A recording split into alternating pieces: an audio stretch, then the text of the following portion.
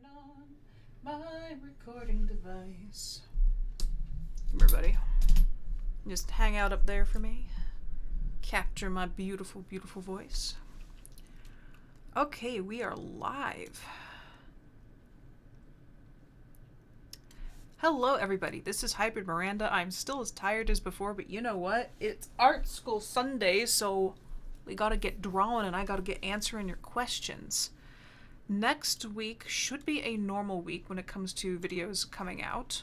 I know I had to slow down last week and, you know, crap happens. But yeah, things should be moving back to normal. And we should be good. I am just trying to function like a proper human being.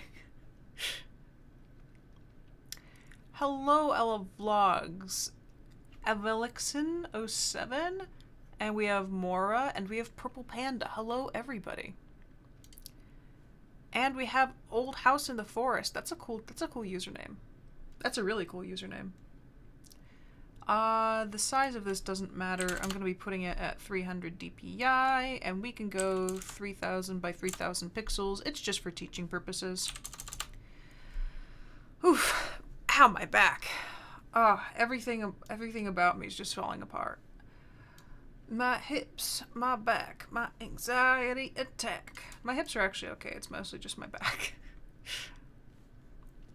I'm obsessed with penguins. Same. Hello, Lofa.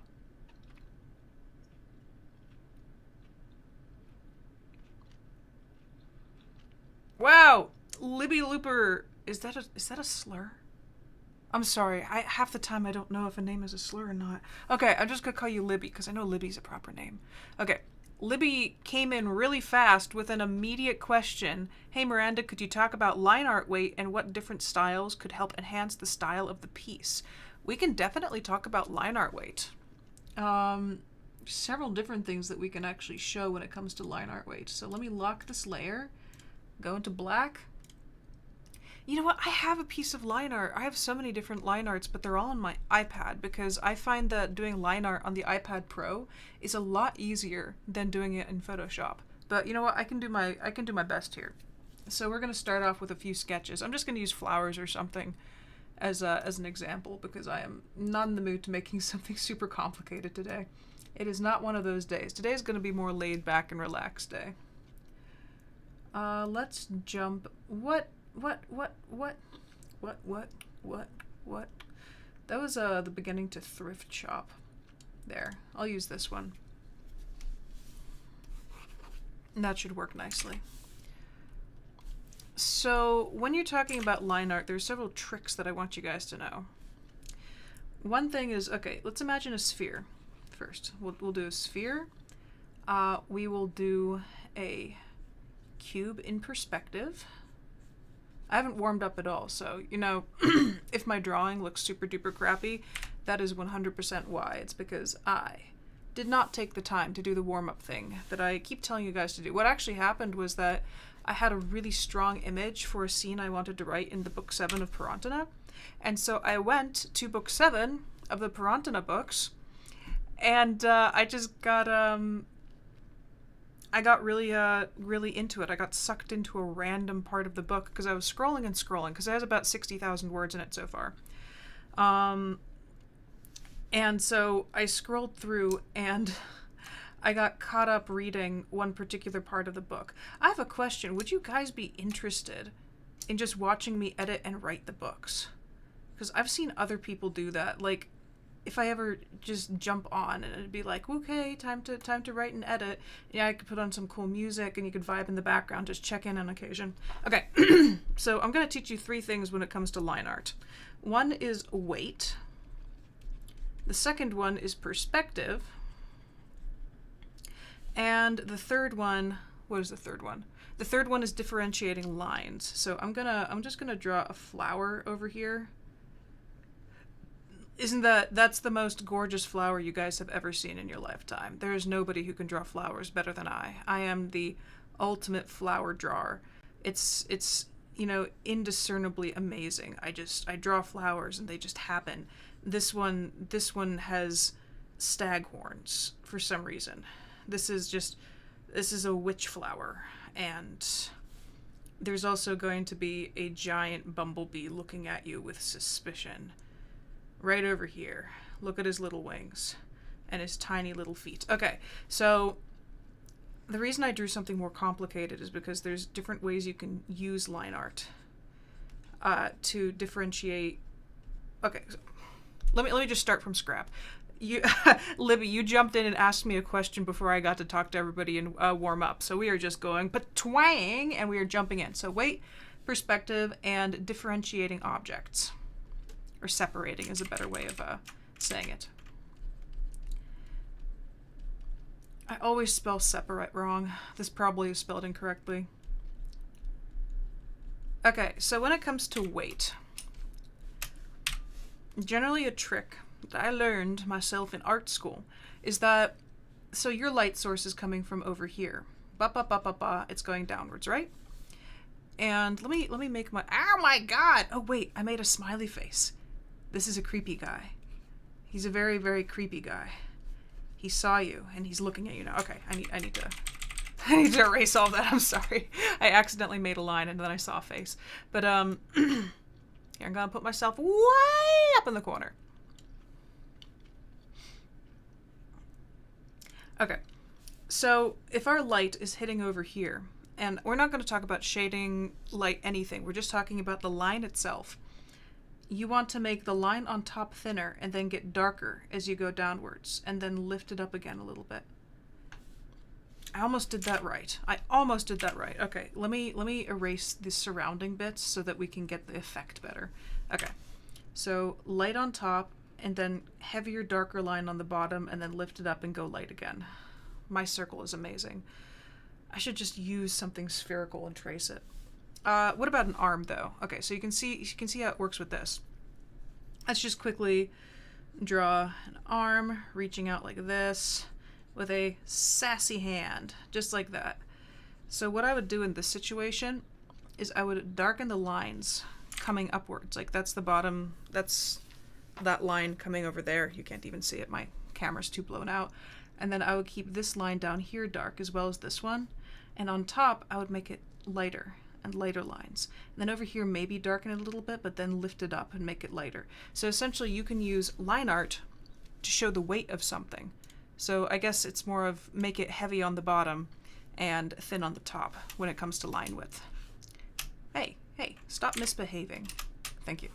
The second one I want to talk about is perspective when you're talking about line art. There are two ways of doing this. One looks super duper weird and the other one looks okay.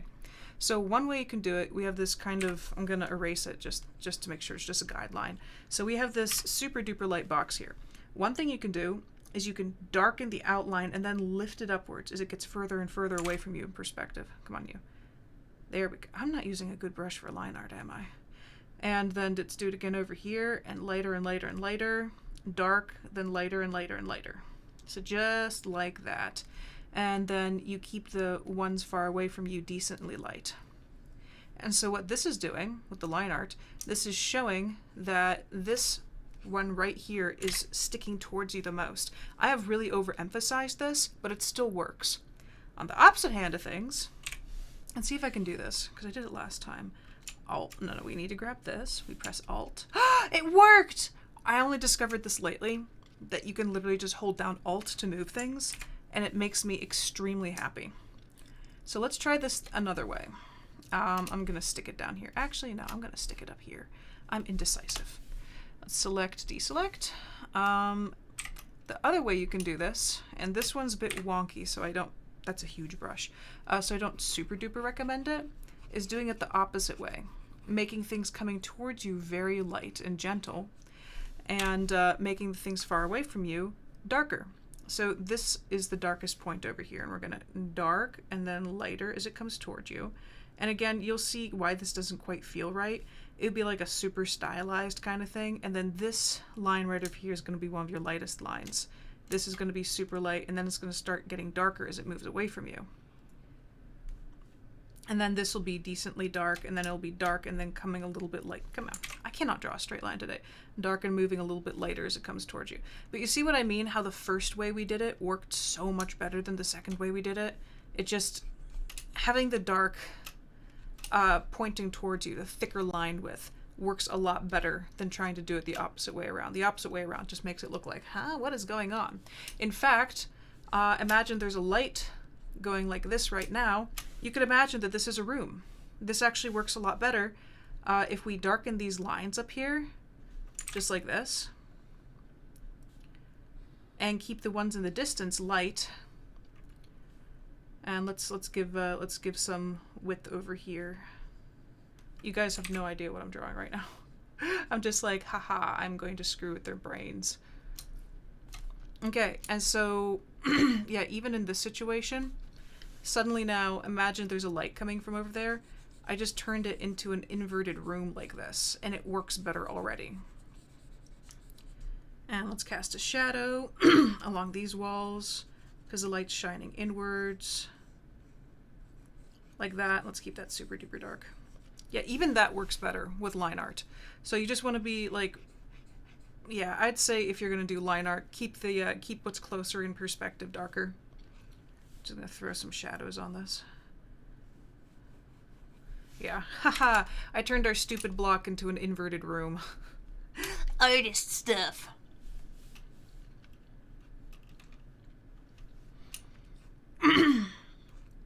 Okay, so you got weight, you got perspective, and then separating objects. The separating objects is the most common way I see people use Lineart Weight. I see you guys commenting, by the way. I'll get to you in a moment. I'm just trying to finish the first lesson. So what I would do is I want the flower to stand out. So I'll keep all the detailed lines on the inside nice and light, just for detail's sake, and then you put the thicker lines on the outside, like this. And suddenly you have the flower separated from all the other details through thicker lines. And then you can do thinner from the leaf and then make it go thicker as it goes outwards. But essentially you're just using the width of the line to visually separate everything from itself. Yeah. Oh wow, it's raining really hard. I hope I don't lose power again. Yeah, and then this is more of a background detail. The grass is more of a background detail. So you can keep the background details lighter. You're essentially using the width of the line to drive the focus onto the flower and the leaves. So those are the three ways I recommend. Using line in line art to give yourself a good effect. Those are more of the scholarly versions. I'm not very familiar. You know, like how anthro and furry art has a very distinct kind of line art. I'm not quite as familiar with that, but all the other ways I am familiar with. Let me look at the comments. So we got Libby's question. Libby, you had a two-part question there. You asked, could you talk about line art weight and what different styles could help enhance the style of the piece? I kind of answered the second one, but I can only answer one question at a time, just to be fair to everybody else. Like, I can't have a multifaceted question. So I answered the first part of your question, I think, and a little bit of the second part of the question, but I can't do two questions in one sitting. Hi Hello says, I've never been to one of your live streams. Well, hello, hi hello. It's nice to see you. It's nice to meet you. Nice to have you here. Brad says, greetings, Art God. I'm here for your wisdoms. Let me wisdom out to you, okay? Lufa just went, yes. Okay. I'm obsessed with penguins. Yes, Master Flower Drawer, your flowers are very beautiful. No, literally, that flower is pretty. Okay. Oh, you came in with your question quick. Okay, Libby's saying, no, warm up. I came in early with a question because I remember how chaotic last session day was. Yes, it was. That's actually in a way why I didn't announce on my Discord and stuff that we're doing an art class today, is because I kind of wanted a more toned down one, because I want to make sure I can answer like maybe 5 or 6 art questions. Okay, that's overshooting it majorly. I want to get through maybe 3 to 5 questions and explain what I can through that. And then I want to go back to editing my book. It's one of those days. I finally got back into my book and I'm like, whoa, I write cool stories. Hot damn, I want to keep reading this. Let's see. Chawa's asking, have you made or are thinking of making a video on Photoshop tips? I've been using it for a while, but suck at knowing shortcuts. Chawa, since you are technically the second question, let me just guide you through my most common Photoshop things I do. let's go over this quickly. I'm answering Chawa's question. Ooh. Okay. So first and foremost, say you want to draw a coin. I know that's a silly thing to think of, but drawing a coin like this, and you're like, oh my god, look at all the detail. That's totally not a dick on top. Look at all the detail on this coin, and you want to replicate it or duplicate it multiple times, but you don't want to just literally copy and paste it, because you can technically go like, you press L for the lasso tool, by the way. You don't want to do this and then press Control T and go, let's duplicate it over and over again. Literally all you have to do is go into apply. Okay, all you're going to do is select it like this, hold down the Alt button, and drag and drop over and over and over again. And in that way you can duplicate a shape over and over again without having to do copy and paste. It does stick on the same layer, but that's not the worst thing in the world. So that's my first tip for Photoshop. I should do here's the reason, Chawa, this is the reason I don't usually do Photoshop tips. It's because so few people can actually afford or use Photoshop that it's kind of a bit more out there. I should be doing videos on like Ibis Paint, Metabang, Krita, stuff like that. Somebody asked about Fire Alpaca, but frankly I should probably send my friend Kunai after Fire Alpaca because it's what she uses. Okay, what else? Do you know your keyboard shortcuts? Like, I could tell you about keyboard shortcuts all day long. There are a bunch of them.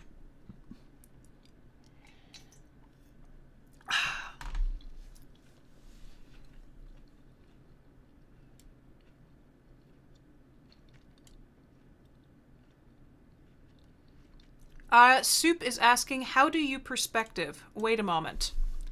Let me send you a link to, oh, please don't start talking at me. Okay, cool. Soup and actually somebody in here, Plain Milk. Both Plain Milk and Soup are asking about perspective. I have 2 separate videos on perspective, and I have a previous live stream about perspective. So let me take all 3 of those and link them in the comment section so you can actually find them. The first one I want to do is this one. In this one, we went over perspective.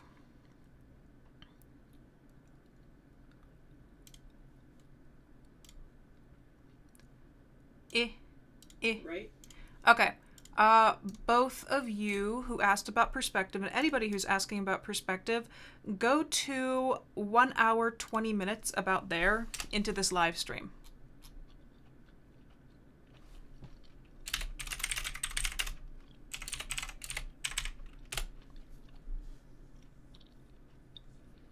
Okay. And there's also Soup and other person. I'm sorry, Soup is just such an easy name to remember. Other person who is asking about perspective. I have several different perspective things. Just go into my tutorials list, I believe. Where's the tutorials playlist? Liked videos. Why am I holding this up? Created playlists. I don't even know how to find my own playlists. Okay.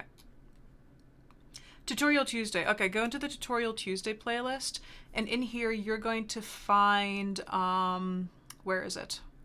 Where did it go? Okay, bodies in perspective, advanced 2D perspective, and perspective basics. So the three final things on the tutorials. I'm just gonna give you this one because this one's actually the important one.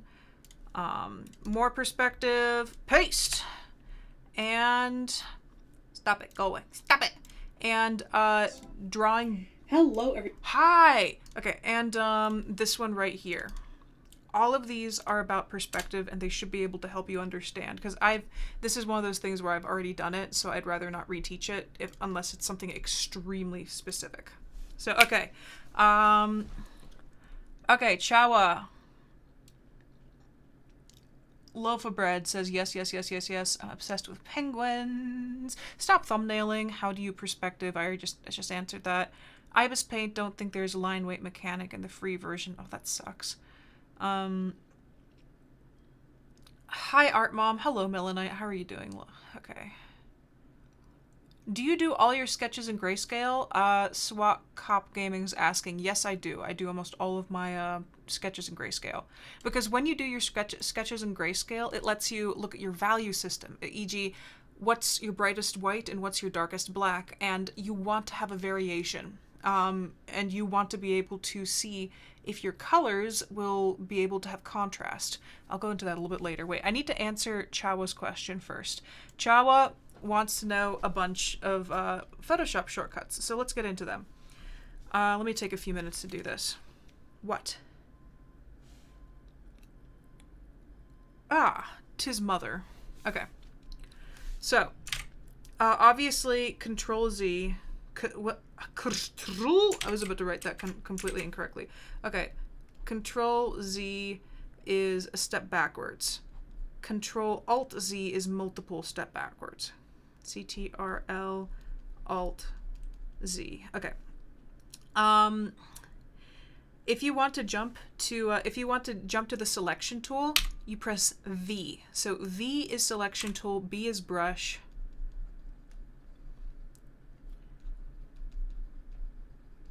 What else is there? Chawa, I don't know what version of Photoshop you have. I have 2015 CC Pro. They're all a little bit different. What else? E is eraser. And the thing is, if you pay attention to the left hand, if I press B for brush once, if I keep pressing it, it'll cycle through all the different tools. And same thing with eraser. There's a smudge tool down here. Like, we have an active smudge tool, and you can actually choose what brush you want it to smudge in. But I find that these aren't very good for smudging. Like, it doesn't feel right. The ideal smudge tool in Photoshop, if you go to brush, go to the brush tool that has a little water droplet next to it. And this, let's do a little bit of painting here. It's basically a water brush. It acts almost like a very wet paintbrush. And I find, see, it's actually doing a blending thing. I find that it's a better active blending brush than the smudge tool. So try to use that one instead. What else is there? Whoa, that looks so funky. Yeah, the Alt tool is a great thing. If you want to make a straight line, okay, first of all, you just hold Shift to make a straight line along either axes. Press the R tool, and you can rotate your canvas and make a straight line in whatever direction you want. If you want to make a guideline, what you want to do is go back into your brush, press downwards, hold your Shift, and then press downwards again, and it'll kind of make a guideline going in that direction. I find that this is not the best. Like, it kind of works, but it's like a broken mechanic. It doesn't work as nicely as it could. What's actually a better thing to do is just grabbing this, rotating, going back into brush, holding Shift, and making your line that way by rotating into it.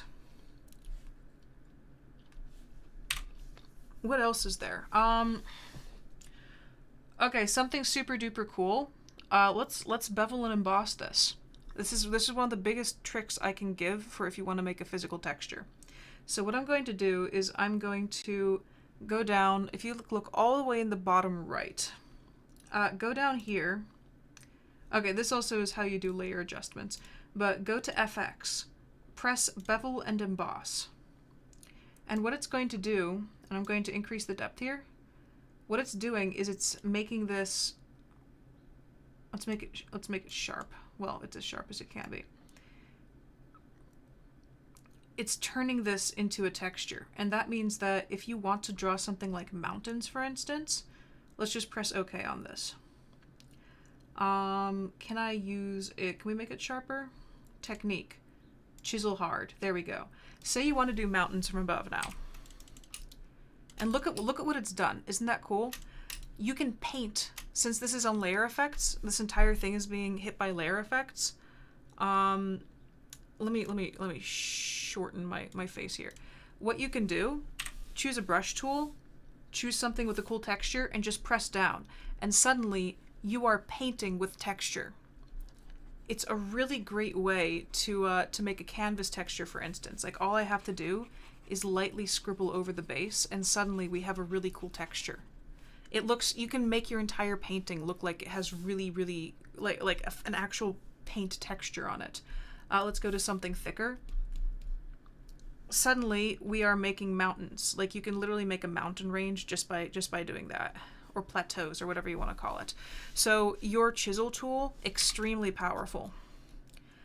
Not chisel, your bevel and emboss tool, extremely powerful. On the same note, make sure to remember to use your drop shadow tool, because let's lower the opacity a bit. Let's change the angle. I'm gonna drop it downwards. Now let's drop it upwards. Yeah, so it's almost like Photoshop has built-in 3D tools. Let's increase the distance. And that's a lot of distance. Yeah, so bam, just like that, that easily. You can just create all these cool effects and textures everywhere as soon as you want them. Like, it's really, really, really powerful. Let's draw a floating flower. Like, look at that. Isn't that crazy? I don't know if your Photoshop is going to have this, but it actively works on that layer, and it'll actively interact and continue creating things for you. So make sure to use that. I don't use mine at all, basically, but for people who want to utilize that, super duper useful. The last big thing is, yeah, outside of knowing your keyboard shortcuts, you can literally just go online and, Photoshop. All Photoshop shortcuts. Okay, there. Just look it up. Literally just look it up. Look at all these. You can find all of them. Here, I will take this, Chawa, and I'm going to drop it into the comments for you.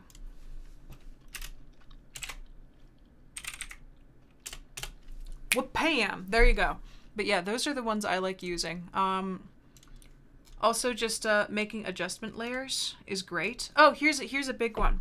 To make a clipping mask, put a layer above the layer you want to affect, hold down the Alt key, and you're going to see this tiny little box with an arrow, and click it. Now you have a clipping mask. Very fast. Super good. But yeah, that's that. Let me jump back into art-based questions, because I think Melanite had a question.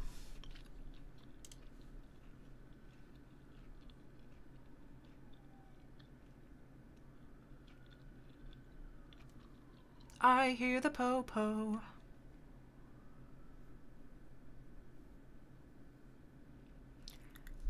Abrar is asking, how do you sketch something that you're looking? I don't know what that means. I'm sorry. Like, how do I sketch something that I'm looking at? Or how am I sketching when... Like, are you talking about how I'm drawing down here, but everything's popping up on the screen? That's just practice.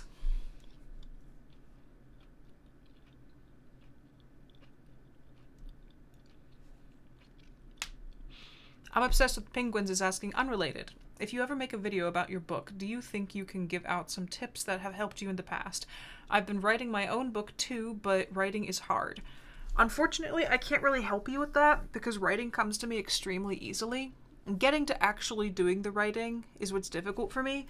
I'd say the biggest, most important thing is that you have passion towards, like, with what you're writing, which is kind of why I haven't written any of the PIRANTINA series in like almost 2 years now, is because I blasted through the first 6.5 books within about 1.5 years.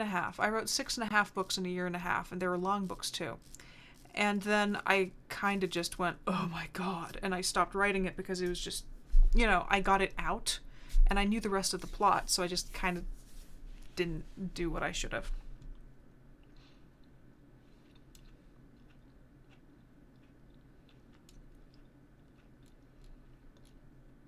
Okay.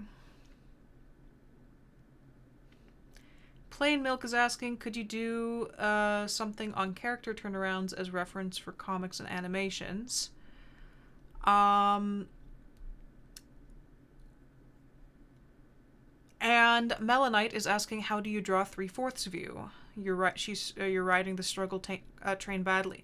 Fortunately, Melanite, part of a character turnaround is the 3/4 view, so I can just bundle your question together with this person's.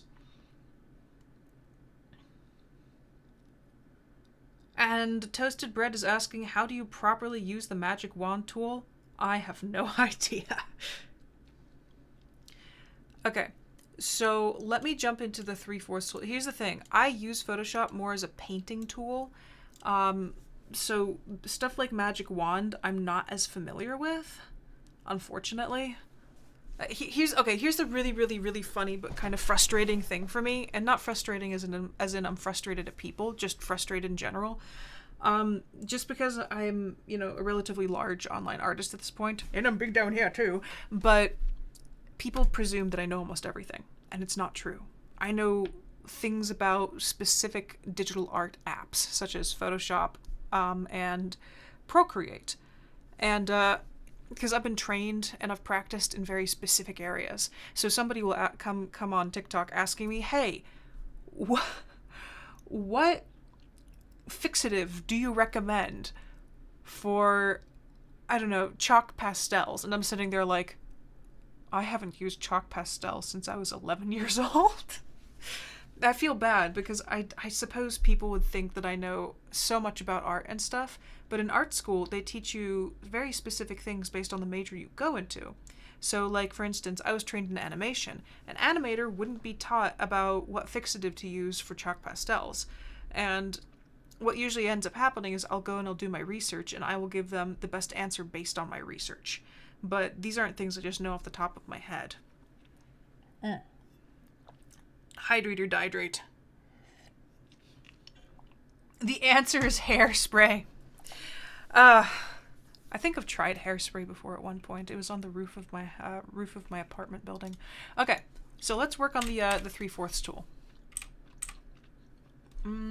Oh, we're in the water brush. I need normal brush. I should have used this one for line art. What was I doing? This is my line art brush. Where was it hiding? Okay, so for making a turnaround, I can actually show you a turnaround right now because I had to work on it. Yoink. Okay, first thing you want to do if you're going to be making character turnarounds and reference sheets is make sure everything is at the same height. So that's where the feet are going to be. Feet, like that. And I'm going to say that's where the head's going to be. Come on, you. Please draw for me. Head. And then maybe, knees over here. Middle of the body over here. This is a guideline at the moment. What I usually do is I end up drawing the character first from the front view. So what I'll do is I'll draw half of them. So I'm going to draw a symmetry line down the middle. And I'm going to doodle something stupid. Let's doodle something easy. So circle for the head, jawline, big old shoulders. It's going to be a robot. Hips. Let's give him, whoa, weird arms. Doit, doit, doit, doit, doit, doit, doit, doit, doit. There we go. Happy. There we go. Okay, so all I'm doing is I'm setting out the proportions of the bodies for the turnaround. And it's from the front, so I'm going to put the feet from the front view. So now with this, I can start defining where details and things hit. There, we made a brobot. Let me lasso and reflect it.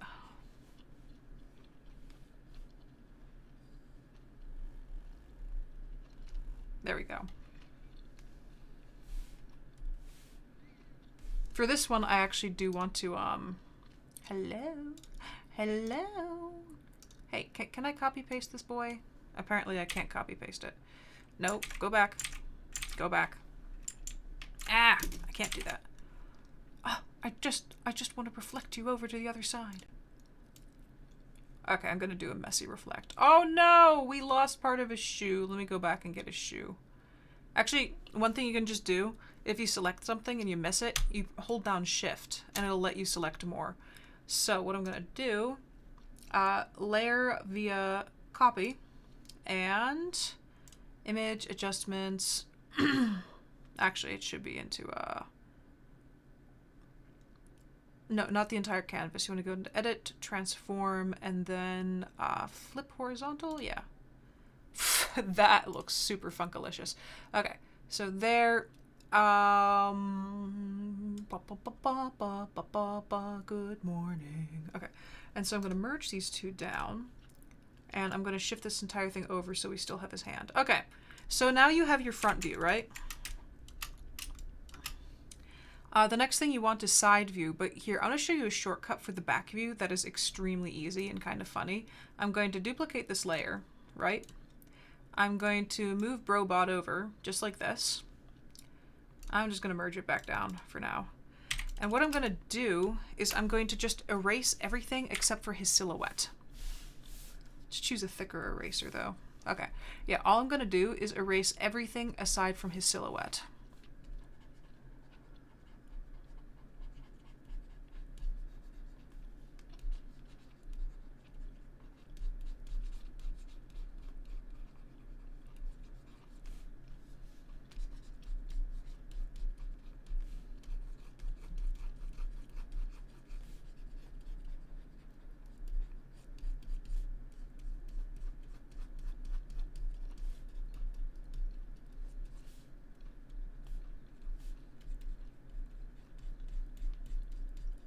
And now you have a silhouette that you can work with, which is completely accurate to the front view.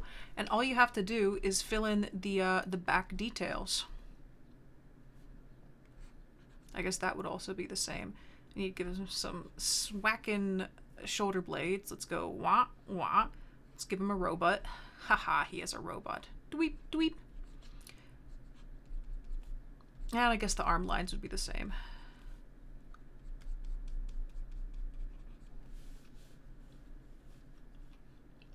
Maybe we can make that come upwards, for instance. And then the back of the feet would be more like that. Okay, so that's a super fast trick for making the back of your character. Some people know this already, so I might just be reiterating myself. So we got the front of the character, the back of the character happens super fast, and now these outlines are the important thing that you need. I'm going to make them blue just so it's easier to differentiate. So I'm going to be like, okay, that's the top of the head, the bottom of the head is right about here, the base of the body is here, but the shoulders are kind of up here. And so essentially you start making lines. Photoshop, behave, darling. Okay. You start making lines for different parts. This is the top of his body. This is the bottom of his butt. This is right about where his knees come. This is where the top of his feet are. And I'm going to draw a line coming down this way. And once you have that, stop it. Once you have that, then you can be like, okay, it's easier now. We can just draw in the rest of his body. Like that. So yeah, his body comes in over here. Comes downwards. Got your robot arms. I usually don't draw the arms when I draw from the side just because they cloud any important details on the side of the body. Like for instance, yeah, what if he had some vents over there and you wouldn't be able to see the vents if the arms were there. And so this is a pretty rounded area over there with the bot on the back and a little circle. You can kind of guesstimate where the circle will be. Draw his legs coming whoop, like that downwards. And we got his booties and then the top of the feet. And then whatever that was in the back. So yeah, that's kind of how I go about designing characters. And I have to do this pretty often since I 3D model. It's extremely important to have similar proportions for 3D modeling. Now to answer Melanite's question. Oh my god, I'm so sorry. I did not... I hate it when I do that. I do this way too often, I'm sorry. I completely forget because I'm looking over to the left.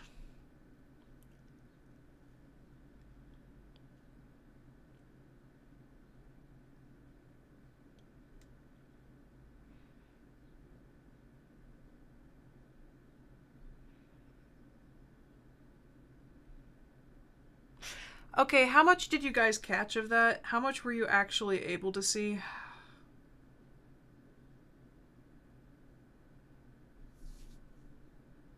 I'm sorry.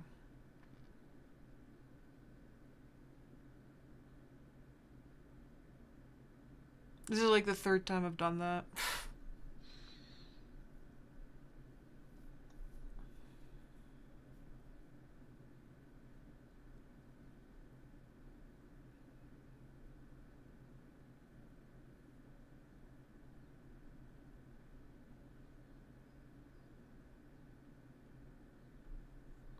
You guys got the front view and the back view? Okay. Oh my god, I feel like an idiot. Okay.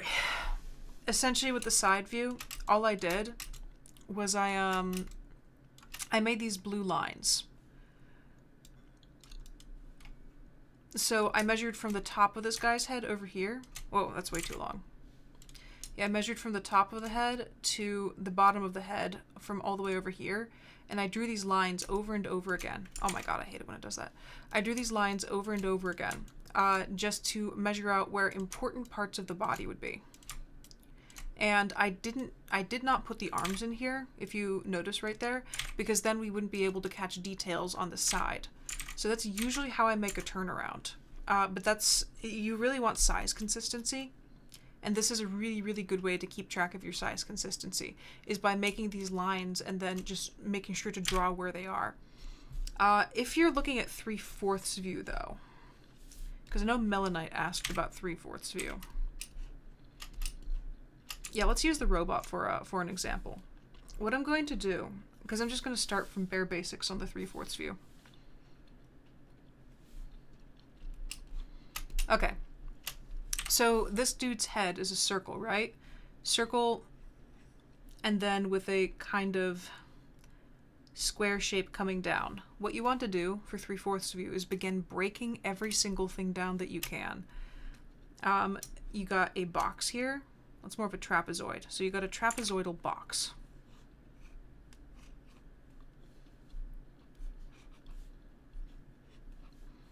Then these arms are noodles, but we're not going to pay attention to them. This is a circle, so, well, it's technically a cylinder. So remember that this is a cylinder. So sphere, cylinder, I think I spelled cylinder wrong. This is going to be a box if you look at the side. Melanite, I made a tutorial on how to draw bodies in perspective, actually. Let me link that to you. I'll still go over this, but the bodies in... Wait, I'm right over here, right? Everybody, this is Maria. Shice. Stop it. Stop it. Get back. Pop up. Be big. Do something. There we go. That's a long end thing. Okay. Hello. Shh, stop it. Okay. Here we go. Melanite. Pay attention to this. Watch this one. Because that one should answer at least some of your questions. But here, I'm actually, Melanite, I know you usually draw people, like regular people instead of robots, so let me just try drawing a regular person. I'm going to do the base sketch in red. So, if you look at a human being from the front, there are several ways you want to break it down. The head will be a sphere. Then you have the bottom of the face. And human faces have very weird shapes. It's almost like somebody took half a cylinder, in a way, like this kind of shape, except it tapers as it goes downwards, but we'll talk about that in a moment. So, got your half cylinder, your neck is a full cylinder, and then we're going to just kind of mark in the body. I'm going to see how I want to break down the body. I know you draw women, so let me try making this as a woman. Okay, leg, leg, leg, leg. Okay. So the other body shape breakdowns that you want to look at. For women, we're going to pay attention to the breasts later, actually, for a woman. But the body shape of a human is almost like a squished cylinder. So if we look at that in perspective, like in upper perspective, you're looking at a shape almost like that. And then it kind of curves inwards. And I'm going to draw the center line coming down over here and draw the back. So that's what that shape would be in perspective. The front of the face is that one. Let me just draw arrows to them. And then your hip area, just think of it as a box for now. A box that angles downwards, like that. And then it has butt cheeks on the back, but we'll pay attention to that. We will pay attention to that later. Now, when it comes to the legs, just think of the legs as cylinders. If you know how to draw shapes in perspective, you should be able to draw a human in perspective. So we got a cylinder over here coming downwards, and then it leads to the knee, and think of the knee as a sphere. It is really raining out there. So we got 2 cylinders, knee, and then your calf is yet another cylinder coming downwards. This cylinder tapers though, it gets thinner as it goes to the bottom. And then same thing with the arms. Your shoulders will be spheres, and then just keep making your cylinders all over the place. Your human body is just a bunch of cylinders. Okay, I'm gonna draw the head up here. That's a very long neck. Then I do have a video about hands, and I can link that later. So with the 3/4 view, we're just going to do a flat 3/4 instead of a top-down perspective 3/4, because the perspective on this one, if we do a bounding box, because I work in 3D, so this is how we usually work. If we look at it from the front like this, with this being top, side, bottom, like that, if we looked at the way I drew this one over here, it would be more like this. This is kind of the perspective I just drew this person in. With this one being the top, bottom, and side.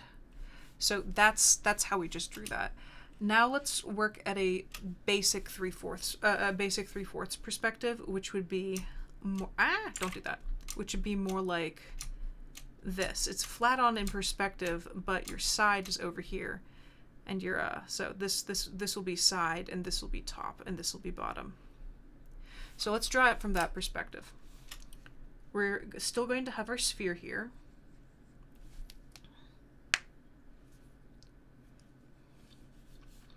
And I'm going to work on the body now. So imagine one shoulder being further away from you, right? And one shoulder being a little bit closer. So I'm going to draw the closer shoulder bigger and the further away shoulder smaller.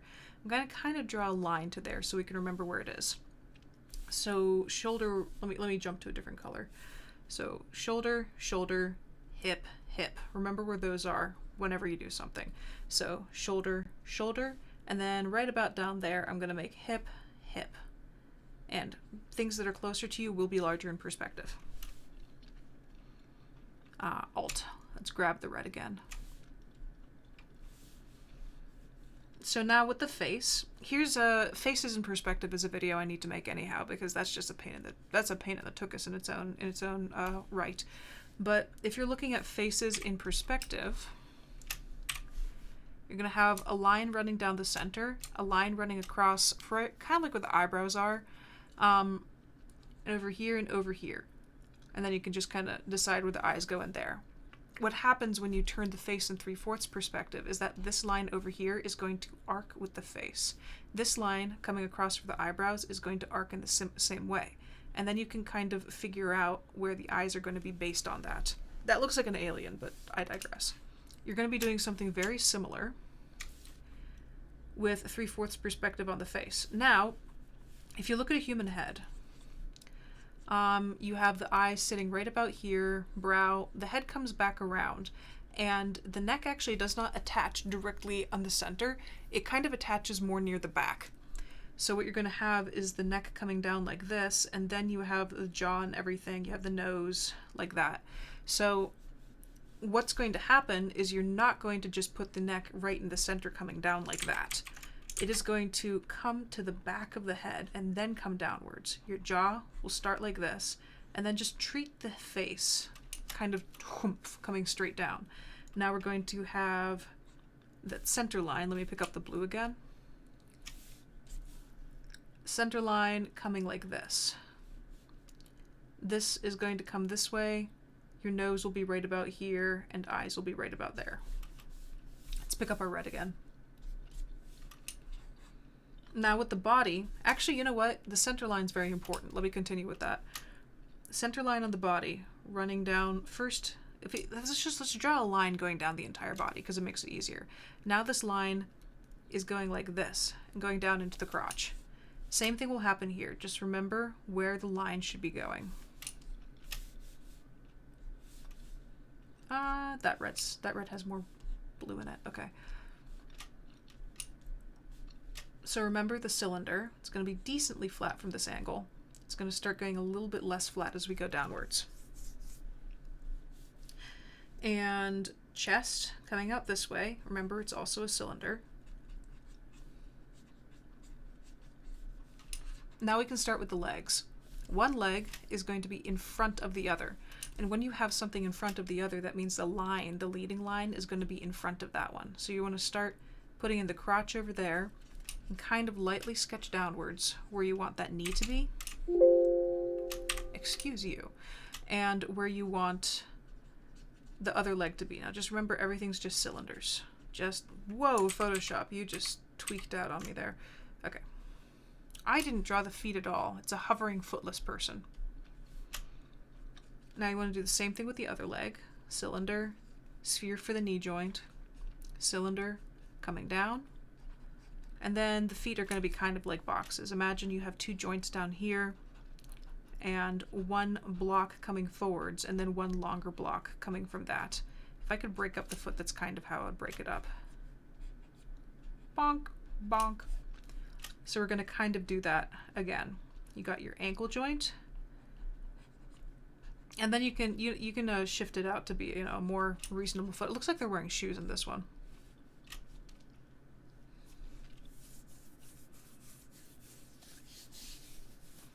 Ah, my skin's itchy. It's dry here. Do I still have any bicep left? Kind of. I haven't been working out at all, and all the muscles I've built up over the years have just gone and disappeared. Okay. Now your collarbone is important. Let's use green for collarbone.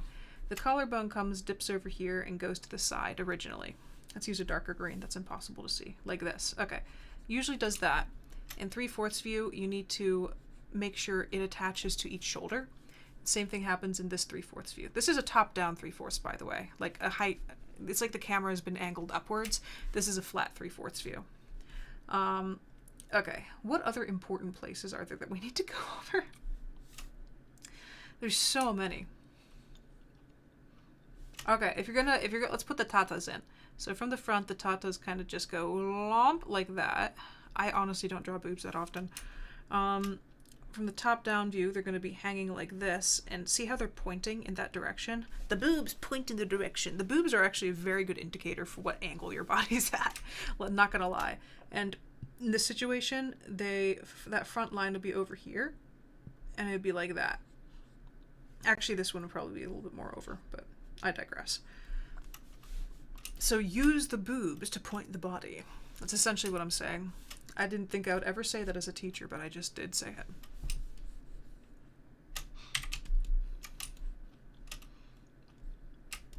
Okay, and what else? Arms are important. Let's do the arms. Okay, same thing. Find your elbow point over here. And by the way, the arm will kind of go that way towards the center of the body, because that's how the pectoral works. And draw another line. And for the hands, just draw your little hand box. And now this one's going to be hiding behind the body instead of like, see how this one's positioned in front of the body? It's overlaying because it's closer to you in perspective. This one is going to be going behind this main part of the body there. So make sure to hide it. And then you can put, you know, your hand in there as well. And that's kind of how we go over 3/4. Let me show you the face though, because faces are difficult. What time do we have? We have 2:59, so I can probably answer one more question after this one. Okay, let me super duper quickly draw a face from the front, and then we can try drawing the face from the side. Now, I usually don't do this anymore, but it's important for if I'm teaching it. So you got your lines coming through, and remember, everybody's face is different, and I'm drawing in a slightly more realistic fashion right now. If you're drawing cartoons, you can throw all of this right out the door.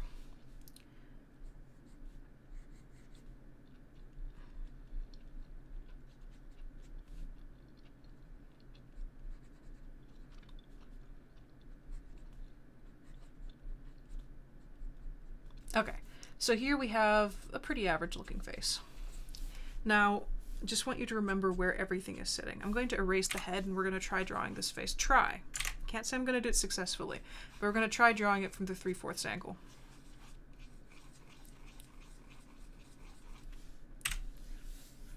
Let me choose a different color though. Let's use a nice dark green. So I'm going to start off with that same circle that I started off with before, right? Because the general shape of the skull stays pretty similar from different angles, the main bulk of it. Because if you looked at the skull shape, let me quickly draw the skull shape, then I can draw everything over it. We got an eye socket over here. We got the nose coming down like that. The skull kind of goes like this, and it goes at the back, and then you have these connection points over here, and the jaw comes forward, and it looks super weird, and you got all the weird teeths in here, and the teeths over here, and then you have really sharp cheekbones coming down. So that's kind of how the skull is structured. This is like a very alien-y looking skull. Oh my god, I'm a skeleton! But this general bulk, this top part, has a kind of similar, like slightly deflated basketball shape, I guess. Backwards! It would be easier for me just to erase. Okay. So let's start with that circle shape for the dome of the head. And this is too light of a color. Or too dark of a color. I'm gonna draw in a very bright blue. Look, you can see all my pet's peeves shining through. So we got that circle shape, and now the jawline is going to come like this, hit forwards, and you're going to have the neck coming from the back. This looks super weird from this. Let me shift it over a bit. There. Deselect. Okay. So I'm going to, that is not the drawing tool. Come on, you. There. Gonna have the brow coming this way. And when you draw from the 3/4 angle, your nose, at first usually it sticks straight downwards like this. As you change the angle, the nose will come out like that. And sometimes it'll breach the side profile of your face, and sometimes it won't. In this situation, actually from this angle, it probably wouldn't. So I'm going to start by drawing the center line, which I forgot to do, it's important. So let's draw the center line coming down the face. And this cheekbone over here is going to be pushing outwards like that and coming down. You got the chin coming back up, and by your ears will stick like right over there. So your ear comes to the bottom of your jawline, and it goes right kind of where the nose is. So see how I did that right over here? The nose hits at the bottom of the ears. You know that your ears are going to be over here, so you can kind of calculate where the bottom of the nose will be. Now your eyebrows come together and swoop into your nose. So we're going to let it swoop like that. And I'm going to use that as a guide for the other eyebrow. And then your mouth, I hate drawing mouths, but we're going to do it. There's a line coming down this way and a line coming down that way. And the mouth kind of connects at that line and comes to the side. Then your eyeballs, from the front, your eyes have a shape kind of like this. As you start tilting it in that direction, it kind of, you got the round edge of that part of the eye and then the interior. I just drew like the complete different eye. Let's imagine it's like that, okay? And then from a super side angle, the eyes look kind of like this with the eyelashes and the eyebrow coming, and it's kind of like that. So let's put this eye in kind of that angle, and this eye will look a bit more like that. And then, you know, you can put your hair in whatever this person's hair looks like. I have no idea. Maybe they have a giant poof at the top of their head. Poof! Okay. So yeah, that's a general 3/4 angle of the face. And a general 3/4 angle of the body. I hope that answered your question, Melanite. 3/4 angles are a bit difficult. Frankly, I find drawing people from the rear or from the underneath perspective a lot more difficult. The underneath perspective is one I'm still trying to master. Okay, let me see if there are any more questions in the comment sections.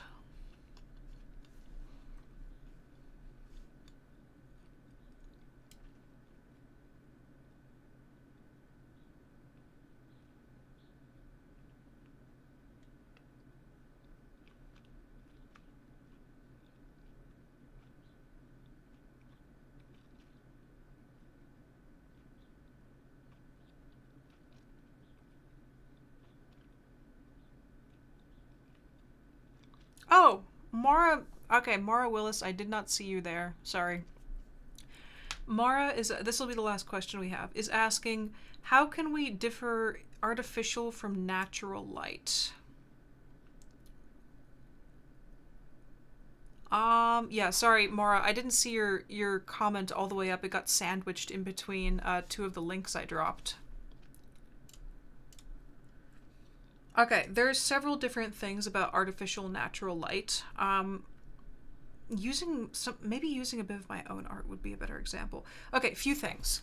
Natural light usually is like one directional.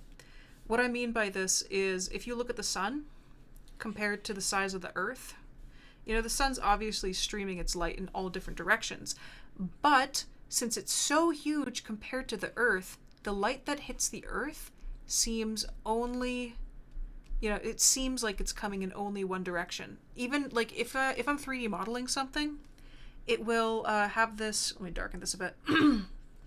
There's a symbol in Autodesk Maya for natural sunlight, and it looks like this because sunlight comes at the same angle.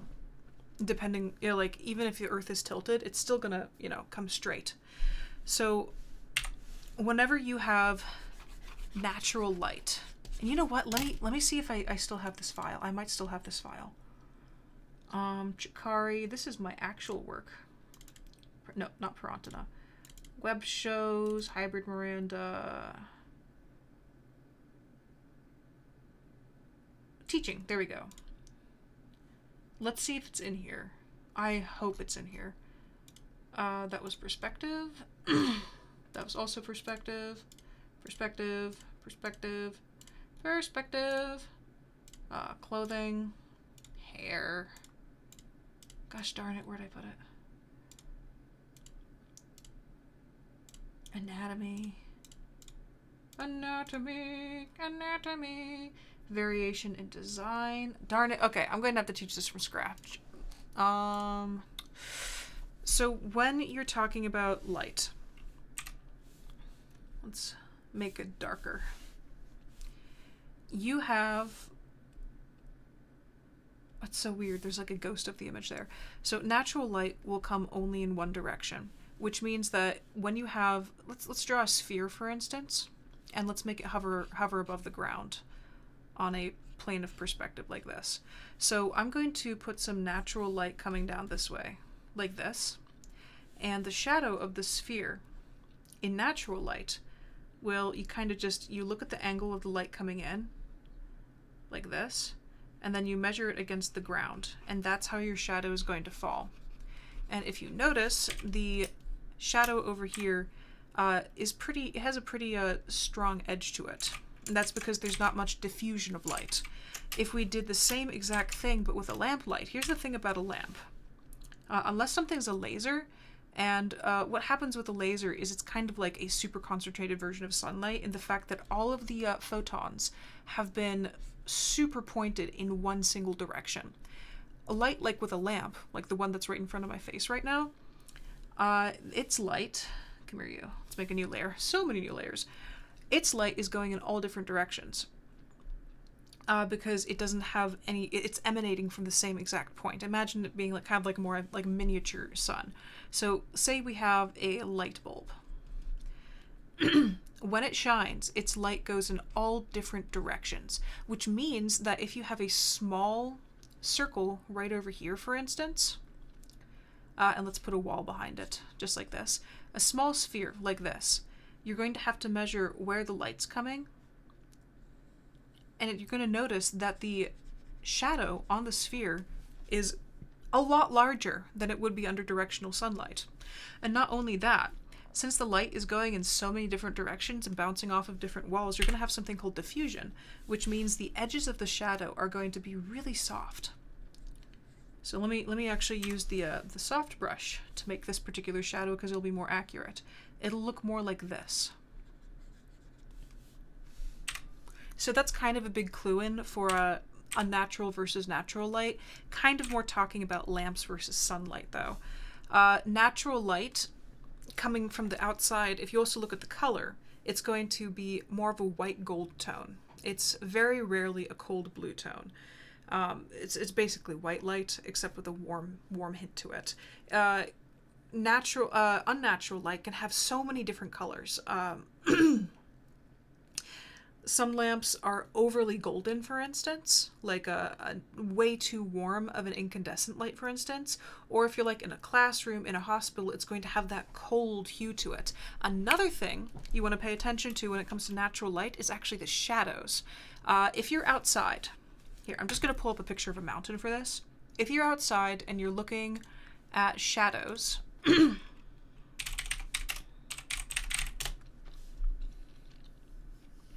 this is a very good example. This picture right here. Can I get a bigger version of this? Please. What did I just click into? Okay, whatever. If you look at this image over here, go away. The normal color, the color that's shining onto the mountain, it looks like it's sometime in the evening. So this color over here is pinkish. It's the same light as the sunset. The shadow color, though, is not gray. Lots of people use the shadow gray to actually color something in. It's not correct. Unless you're in a completely black room, your shadows will be filled with color, and the color they're going to be filled with is the color of the atmosphere, of anything surrounding it, because that's actually glowing ever so subtly. It's not black. If it weren't glowing, it would be completely black and devoid of light. This over here, even though it's darker than this, is still emanating a light source. And so that's why all these shadows are being filled in with blue. So natural light will use the background color as its shadow color, like a tint of it. Let's look up another. Let me look up a different version of this. This is a good example if I can ever load it. Hydroelectric scheme. Can I look at the big picture? Oh, it's a banner image. Eat my butt. This is a good example, actually, of what happens when you do have a grayish background. There's no direct, strong light source here, but you can see there's hardly any shadow. And all you have is a kind of muted gray shadow because the background, the sky color, is itself gray. Where's a straight up? Okay, beautiful, beautiful. Look, we took that blue, mixed it, made it a bit darker, and that is currently the shadow color for these mountains. Batang. Let me use one of my own pieces of art as an example. Let's see. PIRANTINA, art, official finished. Where'd it go? Where did it go? Where did it go? Where did it go? Where did it go? Okay, here we go. Here we go. This is, see, it has the single, this is one of my older pictures, so it has some technical problems. But golden, main light is golden, right? And if you look, I took this green color and I mixed it with the purple here in the shadows. Down here, there's a reflection of the gold coming up, but the main shadow color is this kind of greenish color because we're in an area with a lot of plants, and that all those colors are reflecting off of each other. So this general kind of green is in all the different shadows because that's the reflective atmospheric color right now. And your main color is this this bright golden. What about an unnatural color? Oh, this is another good example too of a time when there's kind of, this is literally one of the first times I did a really nice picture in Procreate, but you can see that the shadow colors are all kind of grayish because our atmosphere is filled with snow and there's not a much, it's mostly a diffuse light. It's an ambient everywhere kind of light. And even, haha, Yadalon's butt, even the characters down here, they're shaded with a more gray tone because the atmosphere has a gray tone. Let's talk about a super bright light though, like something unnatural. There is one specific one. Here we go. Wow, why is it so tiny? I did not originally draw it this small. Oh well. First of all, his shadows are gray. Second of all, the light is extremely bright and unnatural. You wouldn't really get this anywhere. Maybe underwater, but that's maybe not quite underwater. Yeah, this is, see how cold it is? How unnatural? There's only really one color of light. When you're outside, there are multiple different colors of light. When you're inside, or when you only have one main light source that has a very controlled color source, it's gonna feel off. It's gonna feel more like this.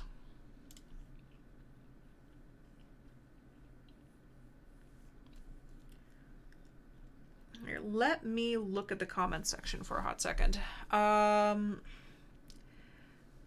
Abigail C, what time do you usually start to stream? I have an entire schedule for my streaming. On Sundays, when it's kind of like an open question, which is what's happening right now, open question nights start at 2:00 p.m. Eastern Standard. On Saturdays, there's kind of a gaming thing, and that happens at 3 p.m. Eastern. And then Sundays and Fridays, I also do streams. Sunday stream is at 7, and that's me critiquing people's work. And then Friday is at 6, and that's just kind of like an open doodling night, and everybody just joins in and draws together.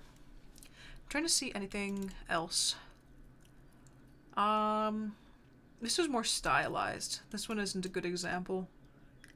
I essentially put this green on multiply to shade this dragon. You can kind of see it back here. That green is in his color, is the shadow color of his tail. Yeah, Abigail, it should be in my description, like the description below things. That should be where you can find where certain things are. Okay, that looks, it is 3:16, so we've been doing this for an hour and a quarter, which is a decent amount of time for a short lesson. I'm going to log off and continue doing some other work I have to catch up on. Yay. There we go. Okay, so thank you guys for joining. I know this was a smaller, shorter stream than usual, but I have a bunch of other stuff that I'm trying to wrestle at the moment. Thank you for coming along. I'm glad I was able to answer some of your questions. This will be happening next Sunday at 2:00 Eastern. So if you have questions, or if you know anybody who needs help with their art, just point them in this direction and I will do my best to answer. The very first person who came in here, Libby, had the right idea of remembering that sometimes a lot of questions are asked and jumped on very quickly to get me to answer her question. So that was a good plan on her part. Okay, I will talk to you guys later. Thank you for coming along. Remember, self-care is important, by the way. I need to drive that into my own head. But remember to drink your water, get your sleep, believe in yourself, and chase your dreams. Because I started believing in myself and chasing my dreams, and now I'm here, and it's only been a year and a quarter. So you know what? It works. I'll see you guys later. Love you all.